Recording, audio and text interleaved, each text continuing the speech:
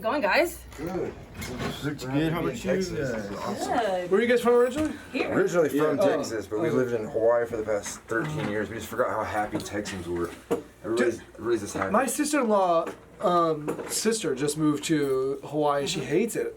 Does she hate it? Where does she live? I forget the exact island she's on, but I mean, I've heard that from a lot of people that end up hating it because it's a cool place to visit and like go on vacation. But It's expensive. Like you hate it, and then you start loving it. It's Oh, like, yeah. I Like heard you it just like- gotta stick it out through You that. guys have a ranch, though. Yeah, So yeah. It's like a different experience. But we still hated it when we first. If you go to Honolulu, it's like a concrete jungle, so you're not getting like the Hawaii experience, you know. And some people will just go to Honolulu, but we live on Kauai, and there's like we're like 10 years behind over there. It's like really underdeveloped and stuff, and it's just country. It's real slow pace, and yeah, nobody tries or anything, so it's kind of cool. what I've heard though is like the people are mean there. Almost Yeah, like they're like racist too. Like they're like only like Hawaiians and they're very Pretty like. much. Is that true? It just depends on who you are. You know. Interesting. Okay. Yeah, I mean, some people, tourists will come and then they'll try, because they have this thing called pidgin. You know, it's like not the native tongue, but it's how people. It's like broken English. It's like their. Oh really? It's- I don't think I've ever heard that. That's cool. It's the way they talk, and then if you have tourists coming in trying to do that, or just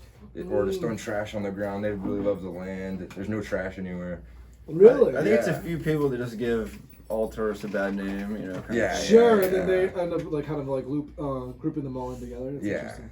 Yeah. Yeah, that's crazy. So how are you feeling being back in Texas, guys? What's the... Oh man, it's awesome. Is this your first time wrestling in Texas? Don't be afraid of the mic either. Go right into the Are we mic. on right now? Yeah. Just Oh, perfect. whatever, Yeah. So we came back for War Chamber and for MLW. I think about 4 months ago.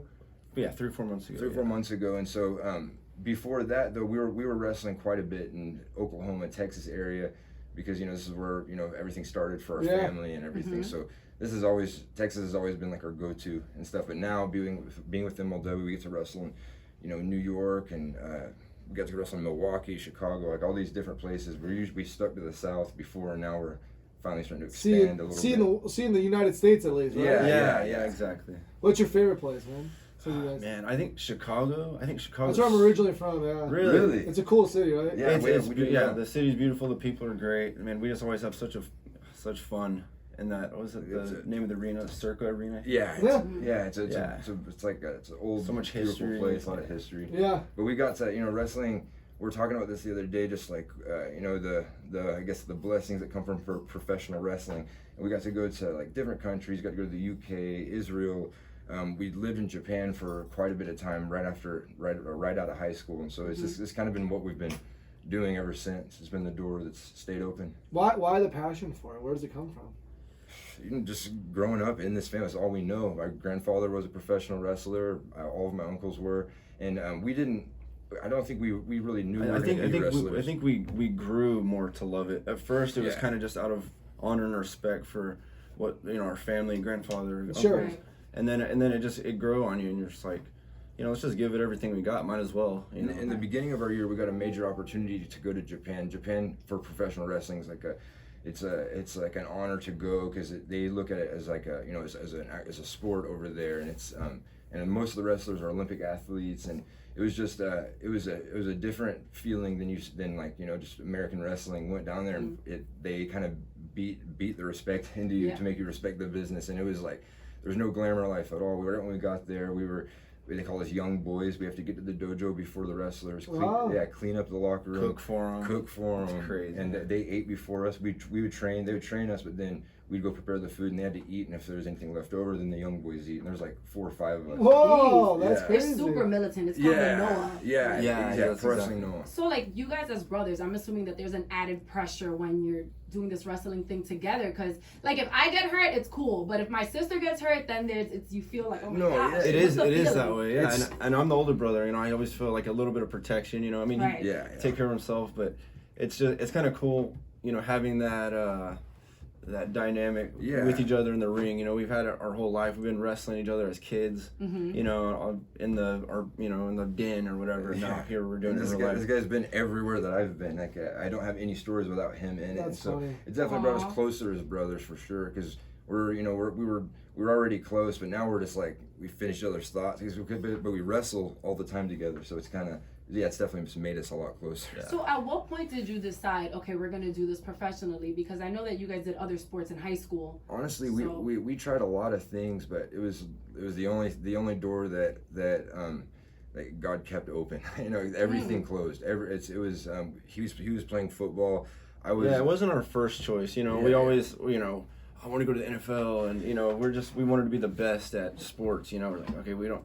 And as a high school kid, you know, you don't want to do what your parents do. Right. You know, and so there's a little bit of that, and it kind of just developed into, I think it was maybe our first trip to England, I think, and where we're just like, you know, we're living a pretty interesting, cool life. You know, let's just give this thing everything we've got, and we just committed to it ever since. And yeah. So take me like through like the kind of the process of like, you guys are tag team champs, right? yes. So like, how does that work? So like in sports, you like comparing it to sports, the best become the champs. Does that make you guys the best, or is it what works best with the storyline? How do you guys become champs, and how does that work? Honestly, we just get in there and we put our bodies on line. We give the people, the promotion, everything that we have to offer, and that's everything we've learned from around the world. We went to these different countries. We take, because every wrestling style is a little different, Sure. And so we try to take a little bit from everything, and it somehow kind of made our style a little unique, just from getting to travel. And that was, at one point, we were only doing international stuff, and so it was cool to come back to the States and relax. But now we're doing more stateside stuff. But it's I guess for winning the belts, I don't know, it really is. We were just going all out, and it was like the perfect timing, perfect storm, and we didn't expect to win them this early, and so we were just, cool. it's an honor. Yeah. You know? Yeah, I mean, our we just try to show up and just be yes men. You know, like, what do you want us to do, and we'll do our best. Yeah. You know, and not really worry about, you know, what, you know, belts and all that kind of stuff. And then we feel like if you just work your butt off, that just stuff, it'll come. Yeah, and don't complain. Yeah. From what I understand, you guys don't train in a ring. Yeah, we train We on the can't. beach. Yeah, we there's can't. no- How does that help or hurt you? Well, it's being a wrestler. Everything's on the fly. You never know when you're leaving. You never know what's next. And so I think it just helps.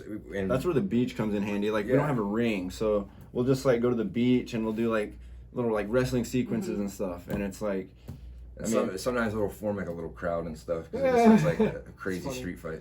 Talk to me about the lifestyle, though. You talked about, like, with the wrestling, everything's kind of on the fly, and that includes your travel life. Where you're at, you feel like unsettled. How's that been for you guys? It affects you as a person. Like, it's hard to unpack. Like, when I get home, I have a wife and a kid, and it's hard to come home and like I constantly live out of my bag, you know, because I never know, and so but it does make you appreciate, you know, just little things, like just being home with my family. Kid or my nephews and nieces, hanging out with them, being able to watch my wrestling matches on TV with my family. That's something that we like love doing. And cool. and we, you know, our dad is always there to remind us, like, enjoy every, you know, because we're always like looking to the next thing, and you know, that so hard. It's almost any industry, but yeah, so hard in like the entertainment industry. Yeah, and so that's, we try to hold each other accountable. Like, let's just make the most of this day. Like, you know, whatever we're doing, you know, we don't have regular jobs. Let's make it fun, you know. And so that's the next step, though, like, that you're looking forward to WWE. What's the next step? Where do you guys are looking? Where are those eyes at? For us personally, we're here. We wanted to be able to live in Hawaii and continue wrestling, and when we got an opportunity to do a WWE tryout, but we would have to move to Florida, and we were really close to my family. And I don't know how much you know about my dad and his story, but my dad, he lost all of his brothers, and so family is something we like hold dear to us, and it's important to us. And you know, my dad was telling us that life's not about the destination, it's about the journey. He said that his whole life, and so you spend all this time thinking about, I got to get to this place, but you waste all that journey time that you could have been joyful, enjoying it, or living in the moment. And so now that we are living in the moment, it feels like you never waste a day, you know. And it's easier said than done, but good for you guys. No, good for you guys. You guys have figured it out. No, we haven't figured it. Every day is that's every the day's a ideal, challenge. you know. You can look too You spoke far. about having a son.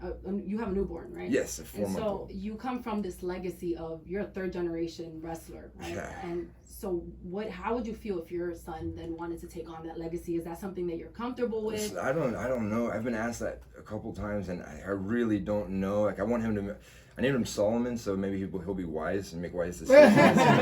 That's funny. And so if wrestling is what he does, I would like to be kind of the same route my dad did. My dad just supported whatever we did, whatever we're going to do, and so it's, you know, he just had our back. But when he found out we were going to do wrestling, he was extremely proud. We got an opportunity to go to wrestling school, and we got picked up by Japanese scouts, and seeing that look on my dad's face, and us picking that as a career route, it was just now like when we get home and we'll go over to his house and sit there and talk about wrestling stories, he feels like he has his brothers back in a way, because we sit here and just reminisce about these towns. And there's actually a crazy story of us in Japan. We went to Japan, and it was the beginning of our career, but we're wondering if we're doing the right thing, and, you know, we're praying about, are we in the right place, should we be here? And we saw we went up at the top of this. We go to the top of buildings usually just to get away and just hang out, get our heads together, and we carved our name in this wall. He got on my shoulders, and so no one can clean it off. We make it where you go super high. That's funny. And so we wrote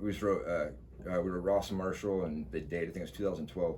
Went around the building, and we saw a marking on the building. We went up there and looked at it, and it was Kevin and David. And there's a picture. It was my dad and his brother. And my real name's Kevin. His real name's David. Our first name. Yeah, and the date, I think, was like, it says like 83 or something. Yeah, 82. And you guys didn't know that? We didn't know. We had no idea. Whoa, and that's crazy. That was It was a just sign. the sign that, hey. That's how we took it, at least. That's how we took it. And then since then, it's just like, give it everything that we have, because that was confirmation to know that I'm where I'm supposed to be, you know, because in any career route, you've always questioned, am I doing the right thing? Am I wasting time? Is this where I need to be? My body's going through all this, but Right. I'm sure it's challenging. Now, you fight barefoot in honor of your father, right? Yes. He did the same thing, and sometimes one of you wears a cowboy hat for your that's uncle. me too. Yeah. Yeah. I try to honor everybody. Talk to me about the baby toe.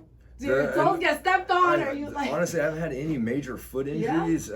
One time, I felt like I jammed my whole foot. But it was a weird injury, and I felt like a baby. I went to the hospital, and there's nothing wrong with me, and I was like, oh man. But honestly, I like it more because I can feel the ground, and I do everything barefoot. Hawaii, I'm always barefoot, and so this feels more natural, and I think it makes me feel more at home, especially in the ring. Do you feel the pressure of carrying your family's legacy because they're so loved in Texas specifically? Do you feel that pressure, or does it help propel you? I don't know. I mean, like, what do you do? Like, we're just like, it is what it is, you know. And so our only option, I feel like, is let's just give it our best, you know. And yeah, it is pressure, obviously. I mean, I can't, you know, begin to express my gratitude for my family and how, you know, what they did in this business and everything. And we just want to honor that by just at least giving it our best shot, you know. What can we expect on Saturday when people come out, man? Tell us about it. So, I guess you're having a seat.